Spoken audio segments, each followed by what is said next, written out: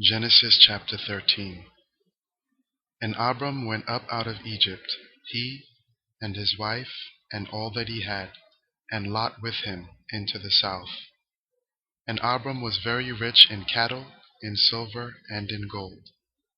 And he went on his journeys from the south even to Bethel, unto the place where his tent had been at the beginning, between Bethel and Hai, unto the place of the altar which he had made there at the first. And there Abram called on the name of the Lord. And Lot also, which went with Abram, had flocks, and herds, and tents. And the land was not able to bear them, that they might dwell together, for their substance was great, so that they could not dwell together. And there was a strife between the herdmen of Abram's cattle, and the herdmen of Lot's cattle. And the Canaanite and the Perizzite dwelled then in the land.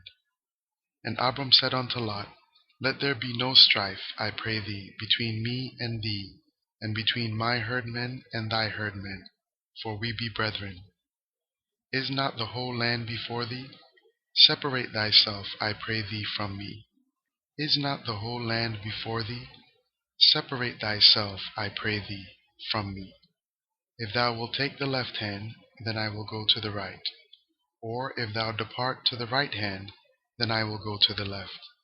And Lot lifted up his eyes, and beheld all the plain of Jordan, that it was well watered everywhere, before the Lord destroyed Sodom and Gomorrah, even as the garden of the Lord, like the land of Egypt, as thou comest unto Zoar. Then Lot chose him all the plain of Jordan. And Lot journeyed east, and they separated themselves the one from the other. Abram dwelled in the land of Canaan, and Lot dwelled in the cities of the plain, and pitched his tent toward Sodom.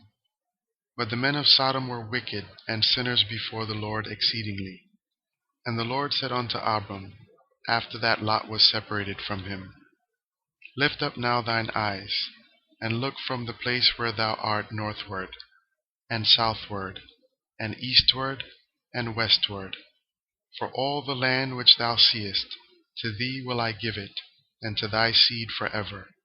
And I will make thy seed as the dust of the earth, so that if a man can number the dust of the earth, then shall thy seed also be numbered.